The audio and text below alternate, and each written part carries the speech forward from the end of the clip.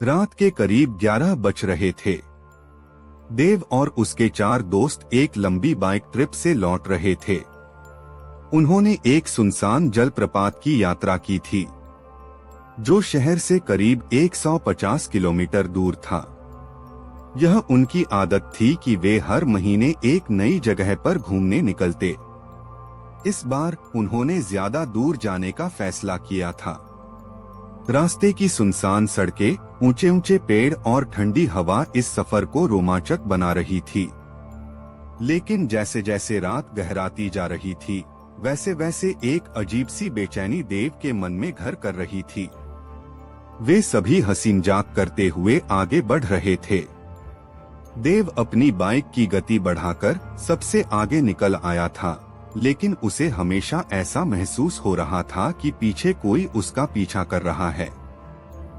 उसने बार बार अपने rear view mirror में देखा, लेकिन सड़क खाली थी या शायद खाली नहीं थी।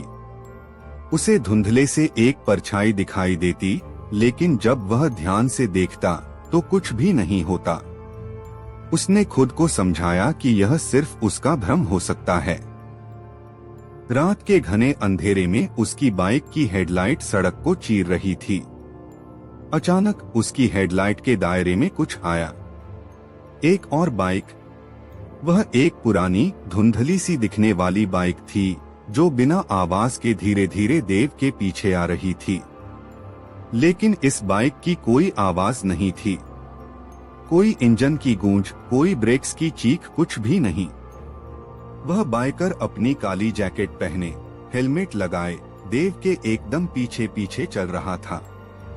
पहले तो देव ने सोचा कि शायद यह भी कोई अन्य यात्री हो सकता है, लेकिन जब उसने ध्यान से देखा तो उसकी रीढ़ में सिहरन दौड़ गई। उस बाइकर के चेहरे पर कोई आंखें नहीं थीं, केवल काले गड्ढे थे जो एक खालीपन का एहसास करा रहे थे। देव ने तेजी से अपनी स्पीड बढ़ाई, लेकिन बाइकर उसी गति से उसके पीछे पीछे बढ़ता गया। देव का दिल तेजी से धड़कने लगा और उसने अपने दोस्तों को इशारा किया कि वे भी स्पीड बढ़ा दें। सबने गति तेज की, लेकिन वह बाइकर तब भी देव के पीछे बना रहा। कुछ किलोमीटर आगे बढ़ने के बाद उन्होंने एक छोटा सा ढाबा देखा और वहां रुकने का सोचा। देव ने राहत की सांस ली और सबने वहां रुकने का फैसला किया। ढाबा सुनसान था, सिर्फ एक बूढ़ा आदमी स्टोव पर चाय बना रहा था। क्या इस रास्ते पर कोई बाइकर दिखा? देव ने उसे तुरंत पूछा। बूढ़ा आदमी उनकी ओर घूरता रहा और फिर धीरे धीरे बोला, यहाँ कौन आएगा बेटा, इस रास्ते पर कोई नहीं चलता। उसकी आवाज में अजीब सा डर छुपा था। सबने सोचा कि बूढ़ा शायद उन्हें डरा रहा है, लेकिन देव का मन अब पूरी तरह से अनिश्चित हो चुका था। वह कुछ बोलता इससे पहले ही ढाबे के पास अचानक से वही बाइक दिखाई दी। अब तक जो बाइकर धीरे धीरे चल रहा था, वह उसी जगह खड़ा था, जैसे वे सभी को घूर रहा हो। चलो यहाँ से निकलते हैं, देव ने घबराहट में कहा।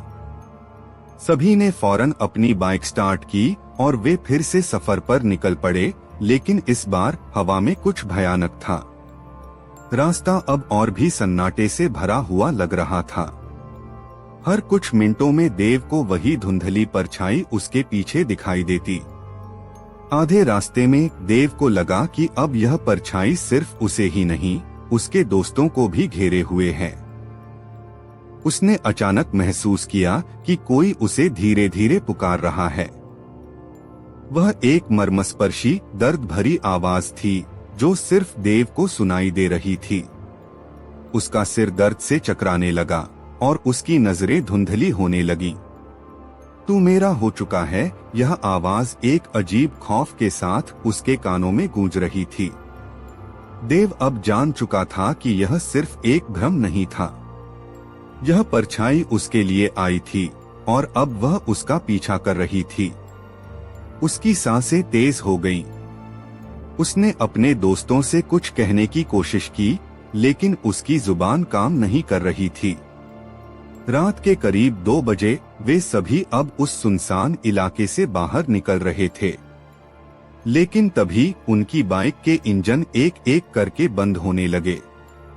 सड़क के किनारे लगी स्ट्रीट लाइट्स भी टिमटिमाने लगी। अब अंधेरा पूरी तरह से छा चुका था। देव ने देखा कि वह बाइकर उनकी गाड़ियों के बिल्कुल पास आ चुका था, लेकिन अब उसका शरीर जमीन से कुछ इंच ऊपर हवा में तैर रहा था। उसकी आंखें अब भी नहीं थीं, लेकिन वह सीधा देव की ओर देख रहा था। तुम यहाँ से नहीं जा सकते, बाइकर ने कहा। उसकी आवाज गहरी और डरावनी थी। देव के दोस्तों ने भी अब इस बाइकर को देख लिया था।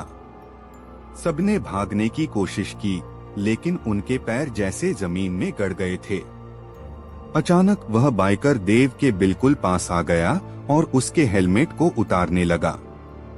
हेलमेट के अंदर एक भयानक चेहरा उभरा, काले गड्ढे वाली आंखें और एक भयानक मुस्कान।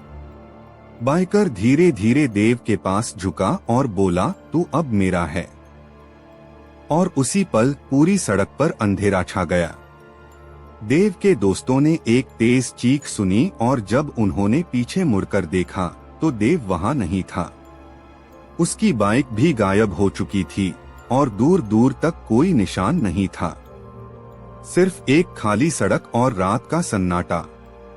कुछ दिनों बाद पुलिस ने देव की बाइक एक सुनसान सड़क के किनारे लावारिस हालत में पाई। उस बाइक पर एक पुरानी धूल भरी जैकेट पड़ी थी, बाइकर की वही काली जैकेट। लेकिन देव का कोई सुराग कभी नहीं मिला। इस कहानी में अंत तक जुड़े रहने के लिए आपका धन्यवाद।